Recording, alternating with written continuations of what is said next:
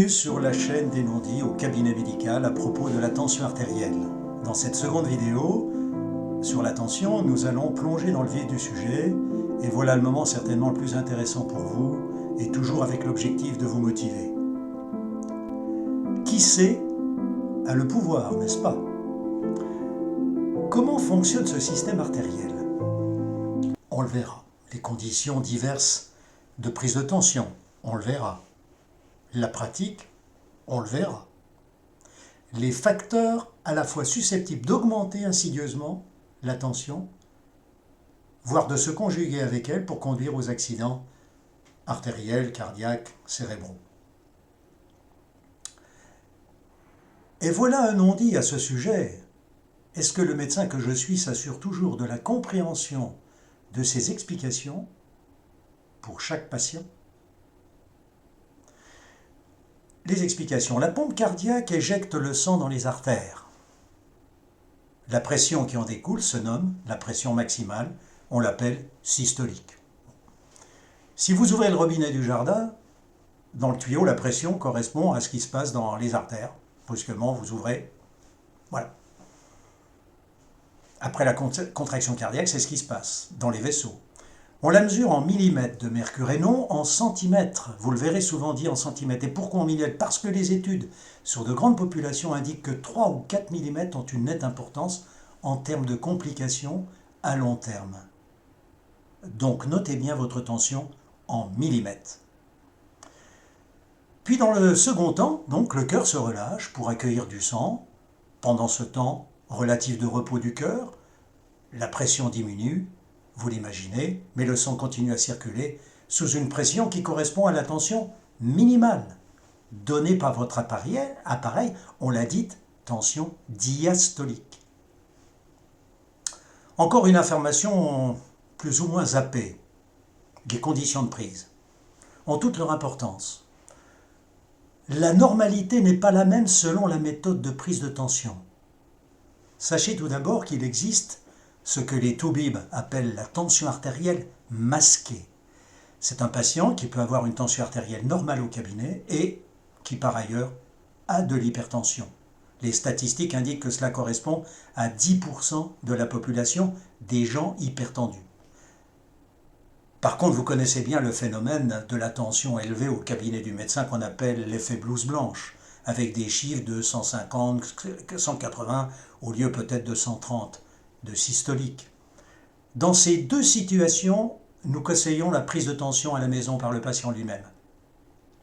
Comment expliquer cette variabilité? Si vous comprenez, vous verrez l'importance de bien prendre la tension. Dans le premier cas, pas de tension au cabinet, tension élevée par ailleurs, c'est le facteur émotionnel qui, chez certains patients, provoque la dilatation des vaisseaux par intervention d'un système nerveux appelé parasympathique totalement autonome, c'est-à-dire indépendant de la volonté du patient. La paroi artérielle se relâche, car sous l'influence de ce système, les fibres musculaires qui entourent la paroi des artères se détendent elles-mêmes. Vous connaissez sans doute d'ailleurs la syncope sous une grosse émotion, appelée le syndrome vagal. Eh bien la tension peut tomber très basse, à 7, par exemple de systolique. Voilà, c'est le système parasympathique qui dilate les vaisseaux à l'inverse. Sous l'effet du système nerveux autonome, dit sympathique et non plus parasympathique, la paroi se contracte et la pression augmente. C'est l'effet émotionnel de la blouse blanche. Vous comprenez fort bien qu'il convient de ne pas laisser passer une authentique hypertension et aussi de ne pas traiter un patient non hypertendu, car il s'agirait d'un traitement à vie. Donc il faut bien tenir compte de ce que nous avons vu de cette variabilité. C'est pourquoi ne soyez pas étonnés que votre médecin vous propose l'auto-mesure, mesure par vous-même. J'avoue ne pas toujours rentrer dans ces explications. Ah, les non-dits. Alors, comment prend-on cette tension artérielle et quels sont les chiffres?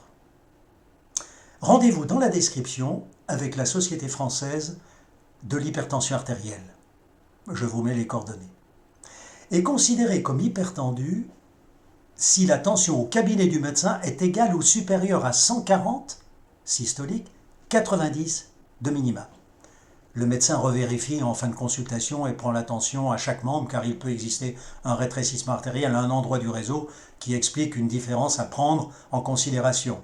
S'il existe une différence de plus de 2 cm, 20 mm, sur la tension artérielle maximale dite systolique, par exemple 13,8 au bras droit, 155,80, le médecin prendra par la suite la tension sur le bras aux chiffres les plus élevés, vous aussi du reste.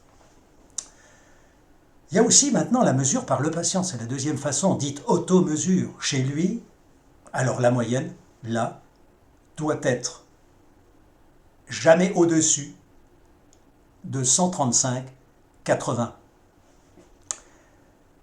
Il existe une autre façon de mesurer la tension artérielle, c'est la mesure ambulatoire que l'on dit, la pression, c'est la MAPA. C'est le Holter, c'est un petit appareil qu'on vous pose sur le côté. Voilà, et l'enregistrement se fait sur 24 heures, toutes les demi-heures, voilà. Alors là, la tension artérielle du jour, en moyenne, doit être de 135,85. Voilà, comme l'automesure. La nuit, par contre, l'appareil va nous dire pas plus de 120,70. Puis la moyenne générale, 130,80, c'est-à-dire nuit et jour, la moyenne. Les conditions de prise de l'automesure, voilà le plus important pour vous. Je vous conseille le site toujours www.automesure.com dans la description. Pas d'exercice dans les 30 minutes avant la prise de tension. Se reposer au moins 5 minutes. S'il y a eu un effort avant, il faut se reposer 15 minutes. Pas de café ni de tabac, l'alcool ou d'addiction quelconque, bien entendu. Un environnement calme qui évite les émotions, la télévision, des enfants qui courent autour de vous, ils font du bruit. Ne pas parler. Le dos doit être bien appuyé pour qu'il y ait un relâchement musculaire et les pieds bien à plat sur le sol. Qu'il n'y ait pas de pression musculaire sur les artères. Ça, c'est très important. Regardez cette image. Regardez la manière dont Françoise, ma patiente, pose le brassard, 2 cm au-dessus du pli du coude. Regardez la taille du brassard qui est en fonction de son bras. Bonjour Françoise. Je vois que ça fait 15 minutes là, que vous êtes installée, vous m'attendiez sans doute. Bon, allez, vous prenez votre tension là, que je vois un petit peu comment vous faites. Je vérifie ça. Voilà, remontez bien jusqu'en haut. Voilà, vous devez être au moins 2 cm au-dessus du pli du coude. Le pli du coude étant ici, voilà. 2 cm à peu près. Bon, vous essayez de serrer, pas trop. Vous réajustez le petit tube qui doit se trouver... Il doit se trouver en regard de l'artère humérale. L'artère humérale, elle passe ici. Elle passe pas au milieu. Elle est légèrement sur le côté. Artère de l'humérus, ici. Voilà, on est à peu près 2 cm. Voilà. On se détend. On y va.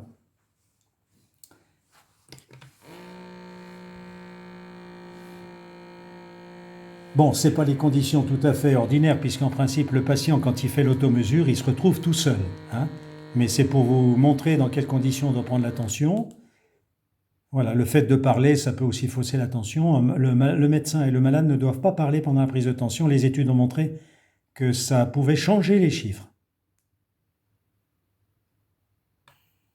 Voilà, vous avez 133 en millimètres et de systolique et 80 mm de diastolique, avec un pouls, puisque l'appareil vous donne le pouls, à 69.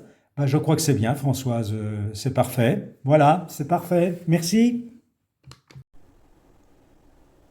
Si vous prenez votre tension sur votre bras menu, avec un brassard moyen, votre tension sera sous-évaluée. On vous trouvera peut-être 130 au lieu de 140. Si vous prenez votre tension alors que vous êtes un bon client des salles de sport type bodybuilding, à gros bras, avec un brassard moyen, votre tension sera surévaluée. 150 au lieu peut-être de 140. Attention, rappelez-vous des chiffres considérés comme normaux. La précision est importante, vous savez bien à quelques millimètres près. Par ailleurs, l'Office mondial de la santé, que l'on appelle OMS, recommande de prendre la tension 3 fois de suite, à 1 minute d'intervalle, sans se lever, entre-temps, le matin puis le soir, 3 jours de suite. On appelle ça la règle des 3. 3 fois 3 fois 3. Le mieux, si vous êtes actif, choisissez 3 jours successifs sans exercice professionnel afin d'éviter tout empressement. Ce panel de 18 prises permet de relativiser toute erreur d'une ou l'autre prise. Faites un tableau à l'occasion et montrez-le à votre médecin. Pensez-vous qu'une prise de cette sorte par an une fois soit une grosse astreinte? Quand on connaît ce qui est en jeu, nous en avons parlé dans la première vidéo, en principe nous médecins explicitons cette manière de procéder aux patients. Mais par contre, je ne suis pas certain moi-même d'expliquer cela de façon aussi détaillée à tout patient non hypertendu, au cabinet qui vient pour une visite générale. En outre, est-ce que je m'assure pour chaque patient que l'information est bien passée et que la pratique est scrupuleusement appliquée? La méthode, j'entends. C'est pas si sûr que cela pour chaque patient. Alors quel appareil acheter? Rendez-vous sur automesure.com, vous verrez la liste. Labellisés, je vous renvoie dans ma description. Vous y trouverez les appareils donc labellisés. N'hésitez pas à vous tourner vers votre pharmacien, acheter un appareil qui permet de mémoriser au moins une vingtaine de prises de tension. Il suffit d'appuyer sur le petit bouton mémoire. Ce sera une manière pour votre docteur de faire défiler les 18 prises. Soyez méfiant quant à votre choix d'appareil. Souvenez-vous de la précision des données et des conséquences de risque de mise en place d'un traitement. Au prix de 40 € à peu près, vous obtiendrez un appareil labellisé et garanti. Si vous souhaitez du sophistiqué, il vous en coûtera 100 € à peu près. Si vous avez un appareil au poignet, emmenez-le au cabinet, votre médecin qui le comparera avec son propre appareil électronique. Ceux-ci ne sont pas tellement recommandés, mais enfin ne le jetez pas quand même. L'application iResult, gratuite, dont vous trouverez aussi les références sur Automesure, est surtout utile si votre médecin vous le recommande. Posez-lui la question, devant un doute par exemple sur votre tension. N'utilisez pas une application qui enregistre des tensions artérielles sans brassard. Ce n'est pas validé par les instances officielles. Par contre, pour les patients qui ont de l'hypertension lors de la mise en route du traitement et lors de toute nécessité de rééquilibrage de tension, par exemple suite à une maladie, une grande fatigue, une grippe, une diarrhée, iConsult est une application recommandée. Elle permet de communiquer avec votre toubib. Que peut-on faire pour éviter l'installation d'une hypertension? Je vais vous emmener dans un petit coin de nature, ne serait-ce que pour vous mettre dans un petit moment de relaxation, suite à toutes ces données que j'ai pu vous flanquer comme ça. Qu'ont fait pour empêcher la tension artérielle d'augmenter? La première chose, c'est l'hygiène. La première chose, c'est trouver tous les moyens de se relaxer, de relaxer ses artères. Dans les artères, dans la paroi des artères, comme je vous l'ai expliqué, il existe des fibres élastiques qui dépendent du système nerveux autonome. C'est-à-dire, quand vous avez peur, les artères se ferment. Voilà. Donc, il faut agir sur tout ce qui peut relaxer. Qu'est-ce qui peut relaxer? D'abord, supprimer la nicotine. La nicotine, ça entraîne un stress sur les artères. Ça ferme les artères. L'alcool, on sait très bien que les gens qui sont forts consommateurs d'alcool font de l'hypertension artérielle. Et puis, il faut savoir se déconnecter dans la vie, se débrancher, s'isoler. Il existe ce qu'on appelle la méditation de pleine conscience. Il suffit de rencontrer un psychologue clinicien qui vous expliquera ce que c'est et vous pourrez l'adopter après dans votre propre vie. Il existe aussi l'auto-hypnose. L'auto-hypnose, on peut après une relaxation de tous ses membres, en se concentrant sur sa respiration, on se plonge dans un paysage, dans un souvenir, pour se déconnecter. Et puis, il y a ce qu'on appelle la EMDR, c'est-à-dire Eye Movement, un terme américain qui utilise le mouvement des yeux pour justement se déconnecter. C'est très recommandé par l'Office mondial de la santé, par l'INSERM et par la Haute Autorité de Santé. Alors, il y a aussi la musique, il y a les arts, certaines activités. Pour certains, ça va être le tricot, d'autres, ça va être la pêche. Et puis, il y a le sport. Le sport, mais attention, le sport sans objectif, ne pas s'obliger à des résultats. Parce que c'est stressant. Quand on cherche, demandez ça aux sportifs, qui justement, vous l'avez vu, se conditionnent et se relaxent avec de la musique. Voilà. Et puis, il y a le sommeil. Le sommeil, c'est très important. Il faut savoir accrocher le wagon avant minuit. Hein, il y a un cycle, des cycles qui reviennent, mais avant minuit, c'est important. Hein. Et puis, il faut pas l'oublier, ce qu'on appelle les ronfleurs le syndrome obstructif d'apnée du sommeil, qui peut se détecter d'abord par le compagnon ou la compagne qui va écouter la respiration et les pauses respiratoires. Et puis, certains médecins ont dans leur cabinet un appareil qui permet de faire ce qu'on appelle la polygraphie et qui permet justement de détecter ces pauses respiratoires. À part lutter contre le stress, peut-on agir sur l'artère d'une autre façon? Ben oui, on a dit qu'on agit sur l'élasticité, on va agir maintenant sur l'obstruction artérielle. Il ne faut pas oublier que le cholestérol calcifié va se mettre sur les parois artérielles et donc rétrécir les parois artérielles. Voilà. Alors, le cholestérol, tous les goudrons, etc. Une alimentation qui serait loin de l'alimentation qu'on dit méditerranéenne, vous savez, avec beaucoup de légumes, du poisson, bien sûr un peu de viande et légèrement de vin, mais éliminer tous ces plats cuisinés qui contiennent énormément de beurre et qui sont des agents artériosclérants. Et bien sûr manger tout ce qui est à base d'oméga 3, on le sait avec les margarines, certaines huiles. Voilà. Et enfin, bouger.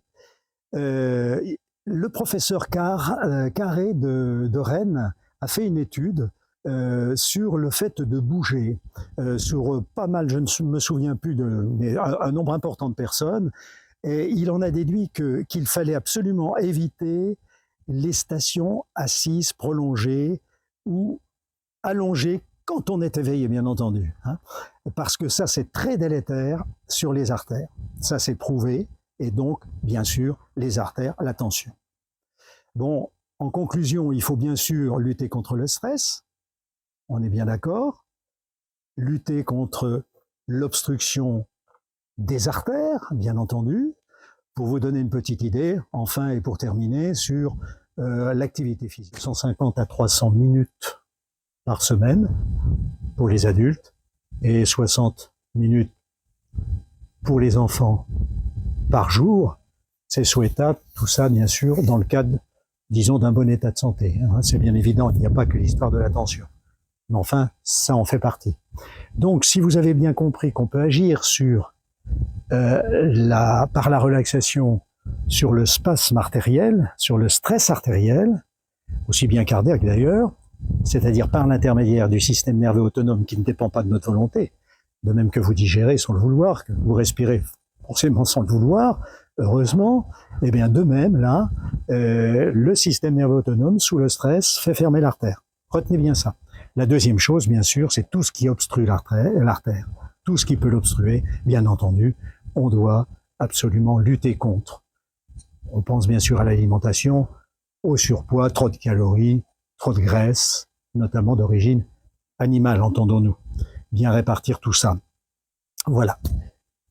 Je crois qu'on a fait le tour de la question et que ça répond déjà à pas mal de questions qu'on avait posées, rappelez-vous, dans la première vidéo.